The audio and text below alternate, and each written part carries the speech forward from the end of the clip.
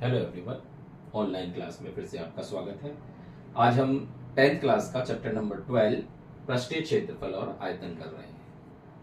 इसमें एक्सरसाइज हम 12.1 लेते हैं।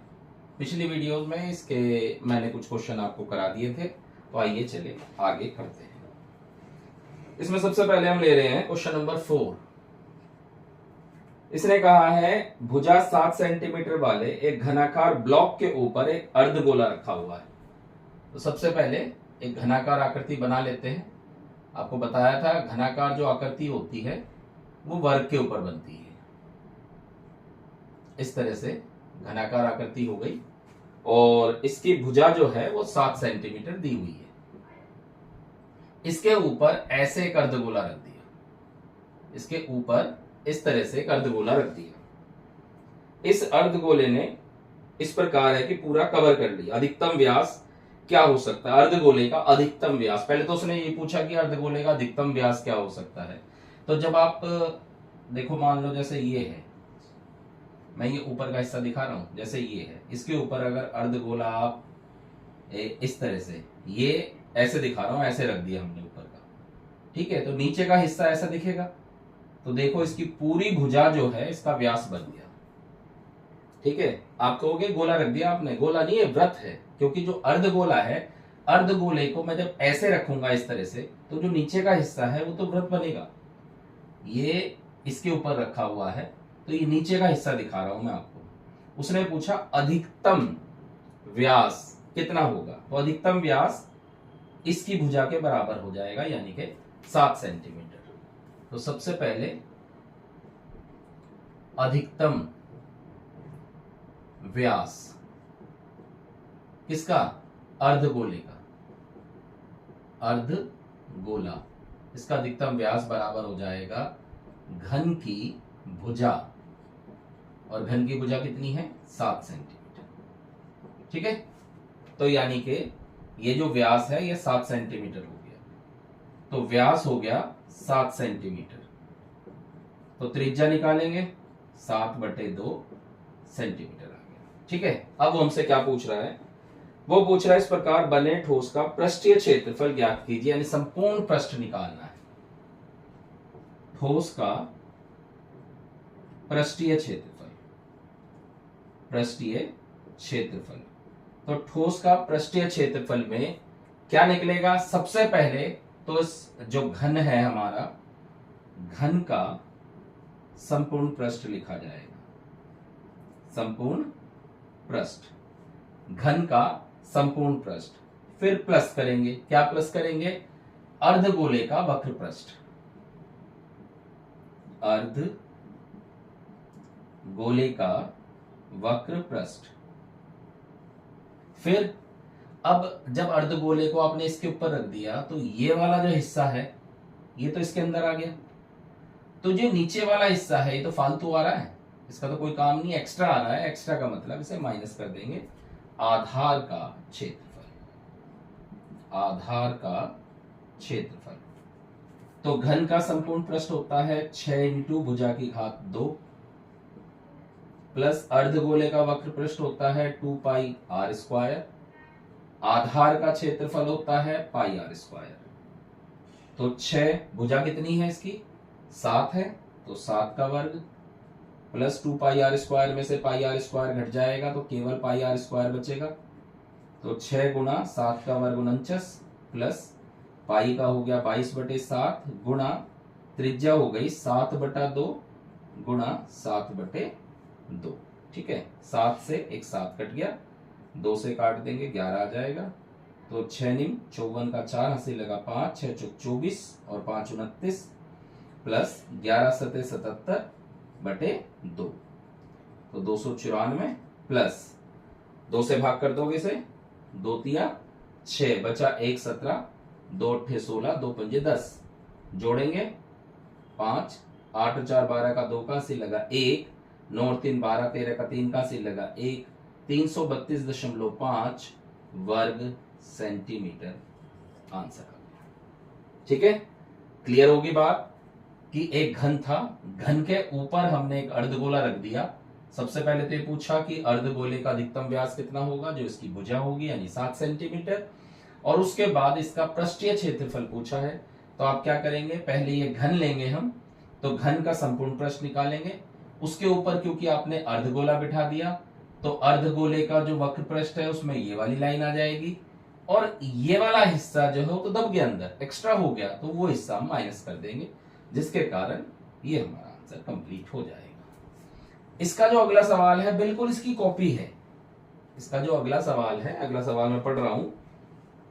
एक घनाकार ब्लॉक के एक फलक को अंदर से काटकर एक अर्धगोला गड्ढा इस प्रकार बनाया जाता है, यानी कि यहां से एक अर्धगोला लगा दिया इसके अंदर की तरफ, तो अब भी वही बात रहेगी कि घन का संपूर्ण पृष्ठ आ जाएगा, अर्धगोले का वक्र पृष्ठ अंदर से आ जाएगा क्योंकि अंदर का भी तो हिस्सा वैसा ही है, और माइनस आधार का क्षेत्रफल, क्योंकि ये डबल आ रहा है, ये वाला हिस्सा जब आप नीचे लगाओ चाहे ऊपर लगाओ आएगा डबल ही, इसलिए वो हमने माइनस कर दिया। तो अगले सवाल में फॉर्मूला यही इस्तेमाल होना है, बस केवल वैल्यू चेंज है तो वैल्यू उस हिसाब से आप कर लेंगे। इसके बाद क्वेश्चन नंबर 7 लेते हैं।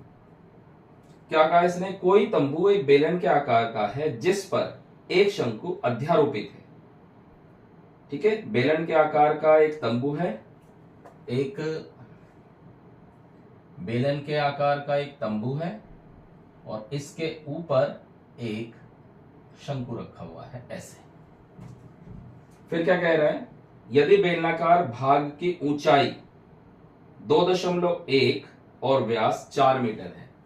बेलनाकार भाग की ऊंचाई 2.1 और व्यास पूरा 4 मीटर है, तो अगर व्यास आपका 4 मीटर दे दिया तो त्रिज्या हो जाएगी 4/2 यानी कि 2 मीटर।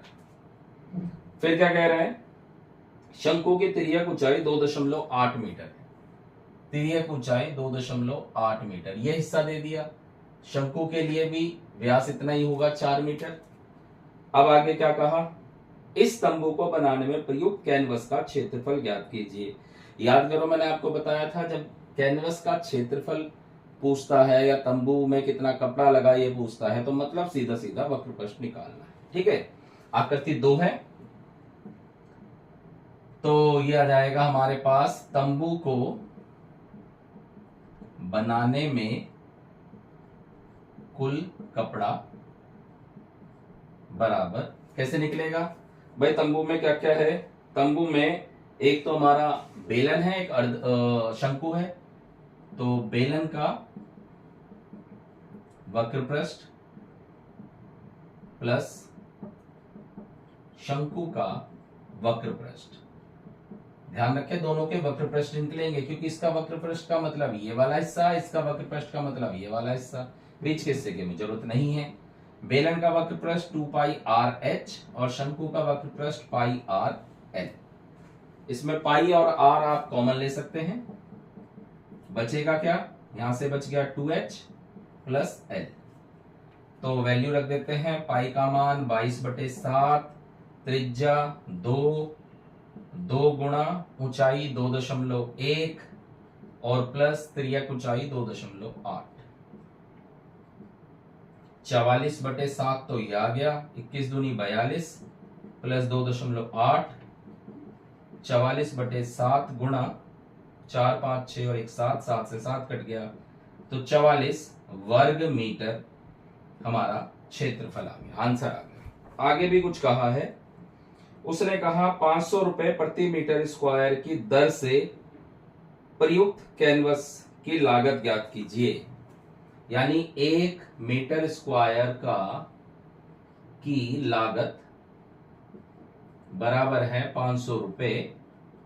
हमसे पूछा है 44 मीटर स्क्वायर की लागत क्या होगी, तो 500 गुणा 44, 0 0, 5 चौक 20, 0 2, 5 चौक 20 और 2 22, यानी कि 22,000 रुपए इसका आंसर आ गया। क्लियर। नेक्स्ट क्वेश्चन पे चलते हैं, क्वेश्चन नंबर 8। क्या कहा इसने कहा ऊंचाई 2.4 सेंटीमीटर, व्यास 1.4 सेंटीमीटर वाले एक ठोस बेलन में से इसी ऊंचाई और इसी व्यास वाला एक शंक्वाकार खोल काट लिया जाता है। बड़े ध्यान से समझो इस क्वेश्चन को।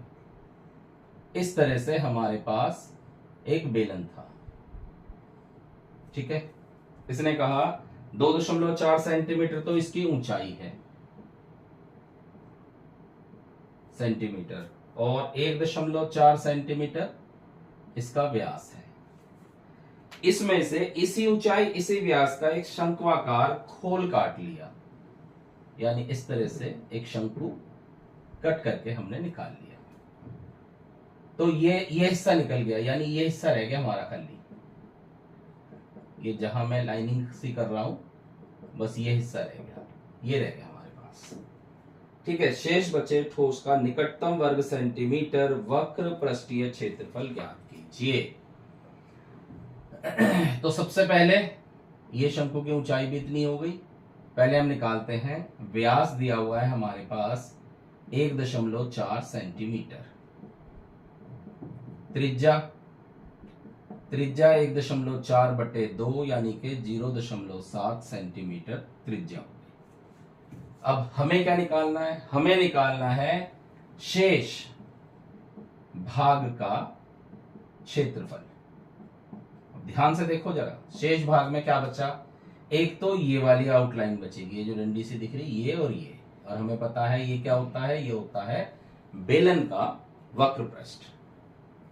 तो लिख लिया मैंने बेलन का वक्र पृष्ठ। चलो जी, फिर प्लस ये वाला हिस्सा, ये हिस्सा और ये हिस्सा। अब ये क्या है? ये है हमारा शंकु का वक्र पृष्ठ, शंकु का वक्र पृष्ठ, ठीक है जी। और क्या बचता है? और बचता है हमारा ये ऊपर वाला, ये वाला हिस्सा। और ये क्या है? ये जो बेलन है उसके एक तरफ का हिस्सा है ऊपर का, यानी कि जो हो गया आधार का क्षेत्रफल, आधार का क्षेत्रफल। अब आप कहोगे इसमें इतनी सारी चीज काट के निकाल दी, फिर भी प्लस कर रहे हैं, क्योंकि उसने पृष्ठीय क्षेत्रफल पूछा है। पृष्ठीय क्षेत्रफल में ये लाइनें काम करती है। एक लाइन ये वाली आ गई, एक लाइन ये वाली आ गई, और एक ये हो गई। देखो जोड़ने के बाद यही हिस्सा हमारे पास निकल के आ रहा है, बाकी हमारे लिए वेस्टेज है। तो बेलन का वक्र पृष्ठ का फार्मूला 2πr/h, शंकु का वक्र पृष्ठ πr/l, आधार का क्षेत्रफल πr²। ठीक है, इसमें से कॉमन देख लो, इसमें से कॉमन आ जाएगा πr, बचेगा क्या? 2h plus l plus r। अब हमारे पास r भी है, h भी है, लेकिन l नहीं है। l निकाल लेते हैं। l² बराबर h² प्लस r² होता है फार्मूला। h कितना है? h है 2.4 का वर्ग। ठीक है भाई, यही तो ऊंचाई है, यही तो है 2.4 का वर्ग, प्लस r कितना? 0.7 का वर्ग। तो ये आ जाएगा 576, 5.76, 0.49, जोड़ोगे 6.25। हमें l निकालना है, 6.25 का वर्गमूल, जो आएगा 2.5 सेंटीमीटर। l की वैल्यू भी आ गई हमारे पास। अब बस यहां मान रख लो, पाई का मान 22/7, त्रिज्या 0.7, 2 गुणा ऊंचाई 2.4, l 2.5, r 0.7। 7 से इसे काट दोगे 0.1 आ जाएगा, 22 में गुणा करोगे 2.2 आ जाएगा, 24 दूनी 48, 4.8 प्लस 2.5 प्लस 0.7, जोड़ दो, 7 और 5 12, 12 और 8 20, 0 2, 2 और 2 4 और 4 8, यानी 2.2 गुणा 8, 8 दूनी 16 और 8 दूनी 16 और 1 17, 17.6 वर्ग, क्योंकि सेंटीमीटर है इसलिए सेंटीमीटर में आंसर आ गया। क्लियर? कैलकुलेशन आप अपने हिसाब से करेंगे, जरूरी नहीं जैसे कैलकुलेशन मैं कर रहा हूं बिल्कुल वैसे ही करें, जो आपको इजी लगे। गुणांक करने का तरीका आपका अपना है, आप कैसे कर सकते हैं, लेकिन क्वेश्चन करने का तरीका ऐसा ही है। आप ध्यान से देखें, समझें और करें। इसके बाद हम लास्ट क्वेश्चन करते हैं, क्वेश्चन नंबर 9। क्या कह रहा है? इसने कहा लकड़ी के एक ठोस बेलन के प्रत्येक सिरे पर, देखो एक लकड़ी का ठोस बेलन है, ये बेलन है, इसके प्रत्येक सिरे पर क्या करा? प्रत्येक सिरे पर प्रत्येक सिरे पर एक अर्ध गोला खोदकर निकाल लिया। ठीक है, जैसे यहां से एक अर्ध गोला निकाल लिया, यहां से एक अर्ध गोला निकाल लिया, ये हिस्सा निकल गया, कट के निकाल दिया इतना हिस्सा। ठीक है, तो हमारा कौन सा हिस्सा बच गया? ये वाला हिस्सा बच गया, ये हिस्सा बच गया हमारा, जितना मैंने शेडेड कर दिया। यदि बेलन की ऊंचाई 10 सेंटीमीटर, आधार की त्रिज्या 3.5 सेंटीमीटर, 10 सेंटीमीटर और आधार की त्रिज्या 3.5 सेंटीमीटर, तो शेष आकृति का संपूर्ण पृष्ठ बताना। एक बात और बता दूं आपको, इससे विचल मत जाना। शेष आकृति का संपूर्ण पृष्ठ, शेष आकृति आपको केवल देखना है कि आपको क्या कौन सा हिस्सा चाहिए। देखो, एक तो ये वाला हिस्सा चाहिए, ये वाला और ये वाला। इस हिस्से का मतलब क्या होता है? वक्र पृष्ठ। तो वो संपूर्ण पृष्ठ बेशक कह रहा है, क्योंकि वो कंप्लीट का पूछ रहा है, निकालना आपको वक्र पृष्ठ ही है। तो लिख रहा हूं मैं शेष आकृति का संपूर्ण पृष्ठ। तो क्या क्या आएगा इसके अंदर? इसके अंदर सबसे पहले बेलन का वक्र पृष्ठ आएगा, बेलन का वक्र पृष्ठ। ठीक है, ये वाली दोनों लाइन आ गई, प्लस 2 गुणा 1 अर्ध गोले का वक्र पृष्ठ। देखो, वक्र पृष्ठ निकालना है हमें, क्योंकि ये हो गया पहले अर्धगोले का वक्र पृष्ठ, ये हो गया दूसरे अर्धगोले का वक्र पृष्ठ, ये हम जोड़ देंगे। ठीक है, बस बेलन के वक्र पृष्ठ का फार्मूला 2πr(h) होता है, अर्धगोले का वक्र पृष्ठ 2πr² होता है। तो इसमें से देखो आप कॉमन ले सकते हैं, 2πr आपका कॉमन आ गया, यहां से बचा h प्लस यहां से बचा 2r, मान रख दें 2 गुणा पाई का मान 22/7 गुणा त्रिज्या है 3.5, h है 10 प्लस 2 गुणा 3.5, तो ये हो गया 2 गुणा 22/7 गुणा 3.5, अंदर 10 प्लस 3.5 गुणा 2 7.0, 0.5, 5 दूनी 10, 22 गुणा 17, 17 दूनी 34, 4 3, 17 दूनी 34 और 3 37, 374 वर्ग सेंटीमीटर आपका आंसर आ गया। यानी कि इसका संपूर्ण वक्र पृष्ठ के क्षेत्रफल 374 वर्ग सेंटीमीटर आ गया। क्लियर है? देखो, इस तरह से क्वेश्चन, एक तो इनमें जो चित्र बनाया, आप पूछोगे चित्र बनाना जरूरी है, चित्र बना के ही क्वेश्चन समझा जाता है। ठीक है, नहीं तो रटने वाली बात हो जाएगी।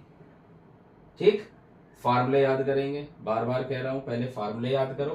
फार्मूले याद करने के बाद जब आप क्वेश्चन करोगे, आपको क्वेश्चन बहुत आसान लगेंगे।